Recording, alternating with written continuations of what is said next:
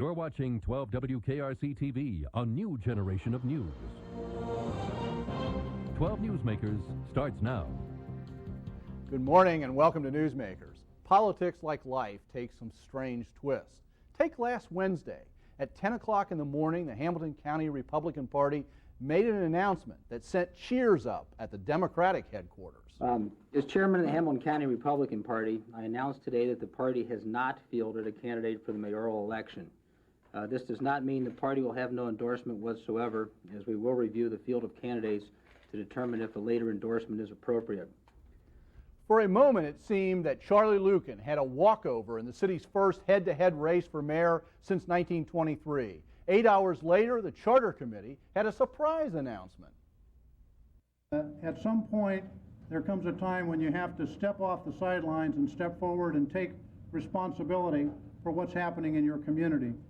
And literally overnight last night, Courtis came to that kind of a decision and recontacted us at the Charter Committee today to ask if we would be willing to be supportive of his candidacy. We're delighted.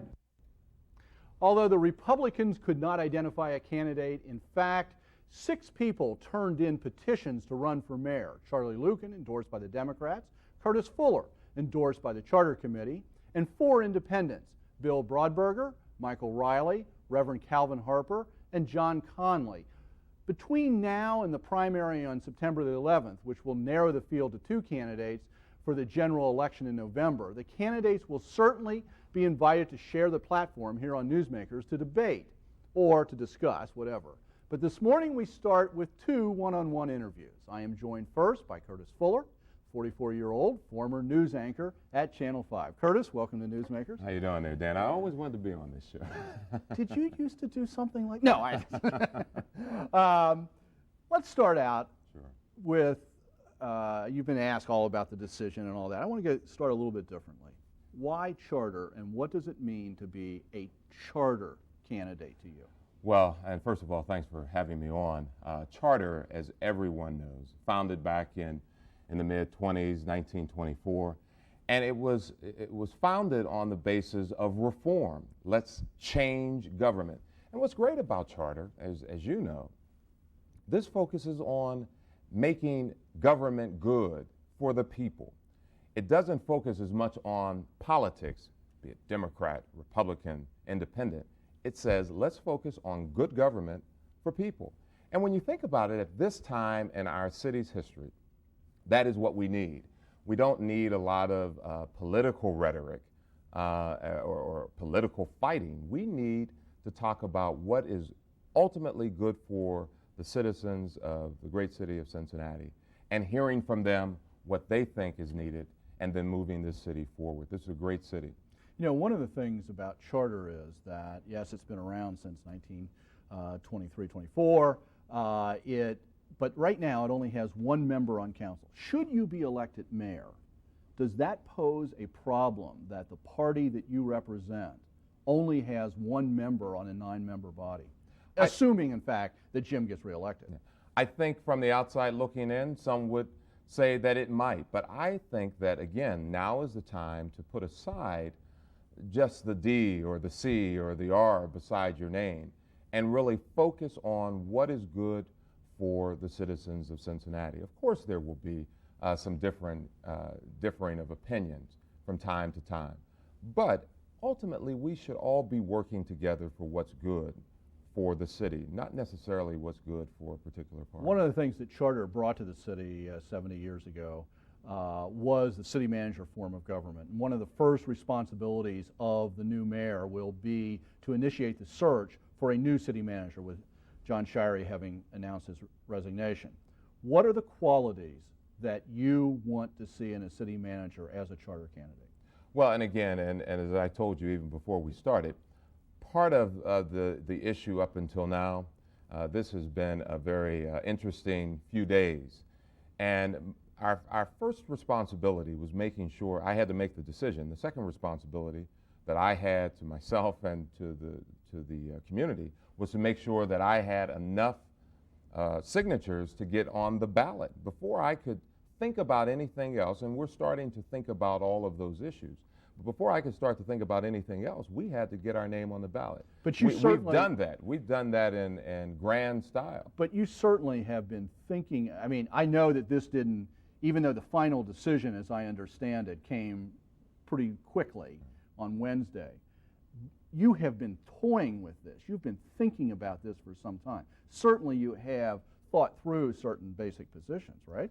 Well, we you know, and I have to, you're looking at someone who has been a journalist for a long time. So journalists sometimes, or broadcasters, will sit in the newsroom and have opinions about everything.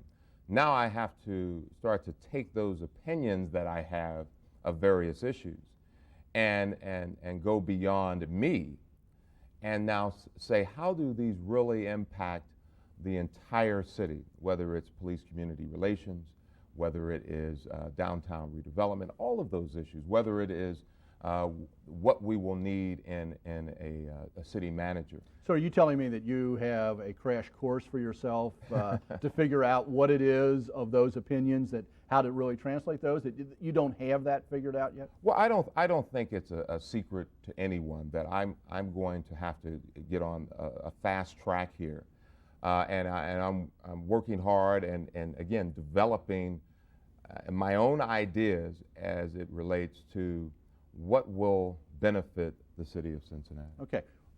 You were on our morning show a couple of days ago, right. and with John Lomax, and you were on, Charlie Lucan was on our morning show on Friday morning. So I heard. I didn't see it. Yeah, well, let me just show you a little clip of something you said and a clip of what he had to say. Okay. Well, it's an interesting rule, and I don't know if I you know, it's one of those rules, if I had my choice, I'd probably change it, because it does create this situation. But it forces a person to come back into the city and say, I am a resident now of this city. It's the rules, and you just play by those rules. Yet I know on your show yesterday he said he didn't think a mayoral candidate should have to live in the city. He talked about being forced to live in the city. Well, you know, there's an issue. It's a small issue, but I couldn't disagree with him more. Whoever is the mayor or a candidate for mayor needs to be totally vested in the city and invested in the city. But Courtis, I didn't set that up as that's properly, okay. but the question that John had asked you was about having to very quickly make the decision to move back in the city, because you have been living in Springfield Township. Right. And given your answer, were you saying that you would like to see the rule change, that the mayor of Cincinnati doesn't have to live in the city of Cincinnati? Of course not, and I was surprised if you hear it in context, so I'm glad that you did set it up properly, because in context, of course not. I'm not saying that. The reason I moved back in is because you have to move back in. There is no ifs and buts about that. And I moved back into the city and decided to do this because I felt that we need strong leadership. Of course, I want to be a part of the city. I've really never left the city in terms of the spirit. I work here every day. I came back in because I felt I had to come back and do something. This city needed leadership. I don't think we've been getting the type of leadership that I think is necessary. And so, speaking of leadership and leadership style, this will be a head-to-head race, and there's this preliminary primary, but probably it's you and Charlie are the main people here. How would you evaluate Charlie's leadership style? Well, and again, I don't want to be overly critical. It's easy to stand on the outside and look in and throw. It's time for that now. Let's throw rocks of criticism. I think if we gauge what people feel and say, I think what I've been hearing from people, and it was demonstrated as I talked to people as we were going out getting signatures, what they said is it is time for a change. Ironically, that is what Charlie Lucan said a couple of years ago when he came back into council. He said, I think there is a need for a change. So I think a person can really feel that in their spirit, that it is time to change the direction that we're going. When we talk about styles and things of that nature, everyone has an opinion about styles. I know that it is very difficult for anyone to be a public servant. You have to invest a lot of time and energy into that. I respect anyone who who walks out and puts up that type of time and energy. But clearly, this is about a tone that we feel in this city. We're a good city, and I want to be a part of making us a better city and the best city that we can be. What do you think about the Cincinnati CAN effort? This is the commission that was set up after the riots, headed by Ross Love, by Tom Courtis, by Reverend Damon Lynch III. What do you think of that as a pointing towards the future? The concept of CAN is wonderful in the sense that what it does is really bring a lot of voices together for a common purpose. When you think about it, that's really what we should have been doing all along. It should not have taken incidents in April to cause us to develop a concept like CAN. It's a good idea, and as a matter of fact, shortly after incidents that occurred in April, that is why several people went to the mayor and said, you know, we have to do something. And then working together with the mayor, that was developed into CAN. So people approached him and said, you know, we have to do something. They came to him and said, we have to do something, okay. And then worked out this concept of CAN. Okay, it's a concept, it's a good concept. Do you think it's working? Are you happy with the way it's working? Do you, and let me be even more poignant, do you think Charlie has supported it, led it in a way that has been effective as, you know, now we're talking post-riots. What do you think about that? Well, what I've seen, even as reporting, from reporting about it, he's obviously supportive of it. He helped form it, so of course he's supportive of it. But what we've also seen, and I talked to Tom Courtis recently, talked to Ross Love recently, and they outlined some of the things that they hope to do. They wanted to expand the base and make sure several people were included on the various committees. They've established that. If I remember Ross and Tom telling me that by September they hope to map out some specifics, you know, and so right now the direction is headed it's taking the right course. So I don't have a lot of criticism. One of the things that has to be decided fairly quickly if it's going to be on the September ballot is the proposal for a charter reform change of the way we select the police chief and the fire chief. Mm-hmm. Do you support that proposal, and do you support putting it on the ballot this September? Well, I think it definitely is something that we should look at and have a lot of consideration. We don't have a lot of time. My understanding we don't have a lot of is time, and it has to be done by July 8th. Yeah, I don't know the exact date, but I thought I had heard that. But so no, we're running out of time. But we have to look at this. This is something that we've been hearing from a lot of people saying, you know, we need to look at this. It needs strong consideration. Is this another thing that you're not sure yet where you stand? No, I'm not saying that I'm not sure. I'm saying that it needs strong consideration. And we need to look and hear from everyone on both sides of this issue, and then possibly move forward. You know, I raised the question of the city manager before. One of the person who introduced you at Charter, Jerry Newfarmer, is a former city manager. We also, to help Cincinnati CAN, we have Cy Murray back in town. Are either of those two people the types of people you would imagine being city manager? Oh, I respect. Or let me ask you this way: either one of those is Jerry Newfarmer going to become city manager again? To say that, you know, you're really putting the cart before the horse. Jerry Newfarmer and I haven't even had the slightest conversation about that. So that's putting the cart before the horse. And I don't know Cy Murray as well, but I do know Jerry Newfarmer. And we're almost out of time. Sure. One of the things that you know you're going to have to deal with is just the practical question of putting an organization together. Of course. Have you begun to do that? Talking about Money. How much do you think you're going to have to raise to do this? Well, the figures that I've seen that Charlie Lucan has, I think somewhere around $250,000 he's raised so far, and I know that he is a strong campaigner and strong fundraiser. So how much are you going to have to raise? Well, I don't know if we'll need to raise that much. I have said that this is not about money. This is about people and pounding the pavement. You're giving me a rap sign. That's okay. Thank you very much. We'll have you back. Good, good. Stay tuned. After the break, I'll be joined by one of the independent candidates for mayor.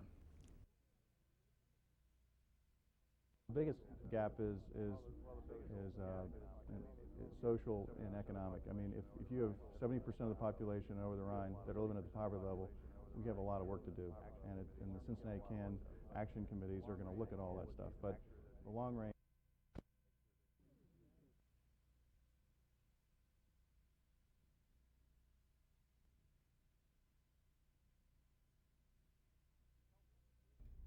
Welcome back. 6 people have submitted their petitions for candidacy for mayor, 2 with party endorsements and 4 without party endorsements. One of those is Michael Riley, who is an independent candidate. Mr. Riley is a resident of the city of Cincinnati in the neighborhood of Evanston. Mr. Riley, welcome to Newsmakers. Tell me a little bit about yourself. What's your background? Well, I'm a resident of the city of Cincinnati. I was born and raised here. I have 3 children, 2 grandchildren. I'm a homeowner, a taxpayer. I went to Whitfield High School, went to the University of Cincinnati, and I went to Cincinnati State. And what did you do, or what was your profession? What work did you do? Okay, I was a bookkeeper, like auditor for the Hamilton County Welfare Department. Also, I had a family market stand for years. Oh, really? Right. And selling what? What was your fruits and vegetables? Fruits and vegetables. Oh. My occupation, I'm a horticulturist. Okay. So, yeah. Plus, I do a lot of work in the community. Okay, that's sort of background. And I'm a activist. I guess that's the way you put it more than anything else. And I've been activist since the 60s when I was with the SCLC, doing what is called the civil rights issue, going from one end of the country to the other during the 60s. And have you been active in, say, community councils in Evanston or? Well, like we had a block club on our street. It was Cunningham Block Club. Also, I'm very active in the Evanston Community Council.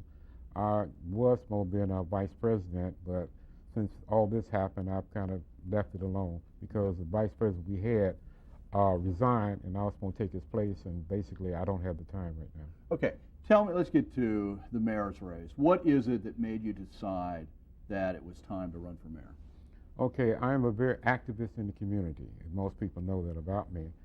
And I saw the inability of what's going on with this city. I look at Charlie Lukin right now and how he's did so many things that are wrong, like not dealing with the problem. One of the problems I see is the police communication, police brutality, all the things that are going wrong with the police force right now. I look at the lack of jobs in this community. I look at a lot of things that are wrong. I look at the privatization of the public employees. I was a city employee at one time, and I see that it's very wrong. Also, I look and deal with the environment. Since I'm a horticulturist, I deal with the environment. I look at the transfer stations being put out there. All the toxic waste is going to be brought to here, and they're going to be transferred somewhere else. These are some of the things that really bother me in this community. I look at downtown, how it's wasting away, and I look at unification of the West End. I feel this is wrong. I was born down there. I was raised down to a young age, then I moved to Evanston. And these are the type of things that I worry about in this community.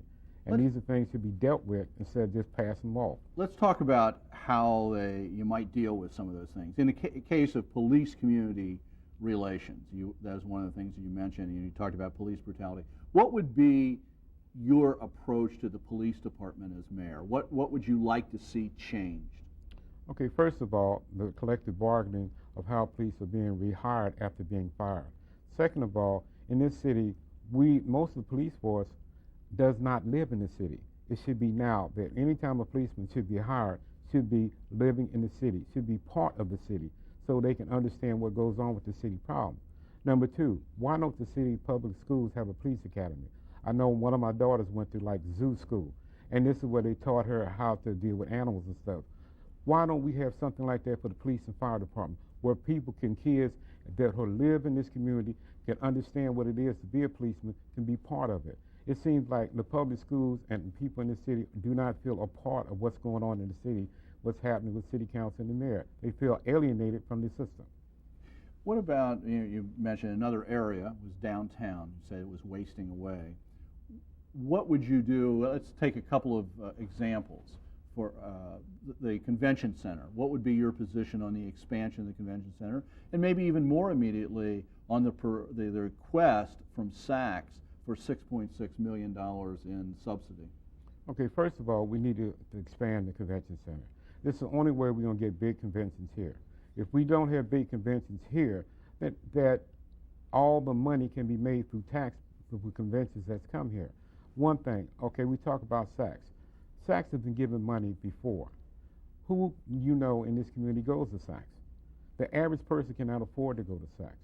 If Saks, why do we have to pay extortion to business to stay in there? We got Saks. Okay, I've been there one time. On a whole, how many more people been there? If you had people down there who live downtown who want to come down, they wouldn't have to pay them extortion to stay here. So you would not recommend giving this $6.6 million? No. What if Saks left? I mean, some people would argue that would be a real blow to the downtown business, and you were worried about downtown wasting away. Are you willing to see Saks leave? You've given them $2 million so far. Now you're going to give them another $6 million. What guarantees them to be there? Like a Nordstrom, you pay Nordstrom all that money, and you have a big vacant hole. Suppose they go out of business or something. They didn't come here. Then you got more wasted money. We should get set up things that people who want to come here. Right now, this whole world is looking to Cincinnati, and we have problems here. Let's start dealing with the problems before we start bringing business in there, because nobody wants to come downtown right now. What about right now, one of the things that has grown out of the disturbances in April was the Cincinnati CAN effort, this commission that's been put together. Are you active with that? And secondly, whether you're active or not, do you see that as a fruitful effort that may lead us in a good direction? First of all, CAN, it was set up by Charlie Lukin. Now, if everything would have been dealt with in the first place, you wouldn't have had this commission in the first place. The people on the CAN commission does not represent the people in the city. We're not dealing with the problems again. Police brutality, nobody's dealing with it. It's like a smoke screen to the community. Let's start dealing with the problems. Don't put up this false commission right before election time and say, look, I'm doing something for it. The problem is very significant. There's lack of housing down the West End. It's lack of housing over the Rhine. Everywhere we go, it's lack of housing. It's a lack of jobs paying a decent wage.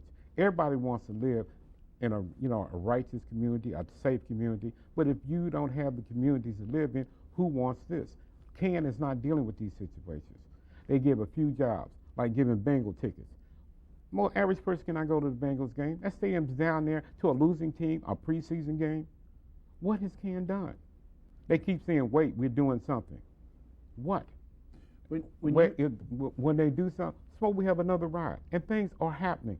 Nothing has been solved. People are still frustrated out in the streets. I was out there doing every night of the riot, trying to get people stop rioting. And what has it accomplished? Nothing. Yeah, they stopped. And now you got Mike Allen putting tremendous sentences on people, and they mad and they frustrated. Nobody's dealing with this.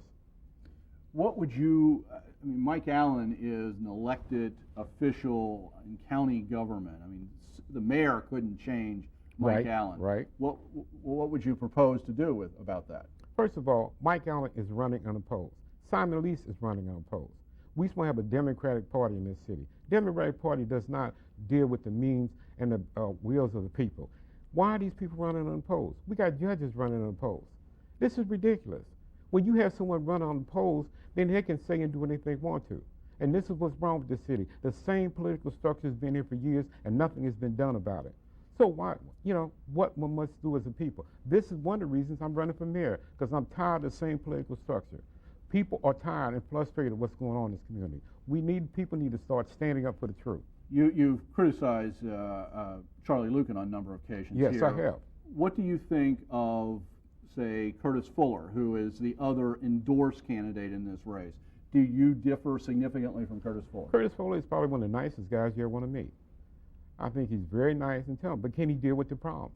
This is one of the things I want to debate people. If you're really sincere about what you're doing, let's debate. Let's deal with the situation. This is why Charlie Lukin, and council meeting Wednesday. I asked to debate with him. Is he running from me? What about Courtis Fuller? I will debate you. Broadberger has said he will debate me and anybody else. Let's deal with the problems. Quit hiding behind your money and your celebrity status. If you're really for real, let's deal with the problems. Well, thank you for being here this morning. I wanted to have a chance to get you introduced, and we certainly hope to have people back for real debates where we put people together. So right. Thank you for being here this morning. Thank you. Thank you.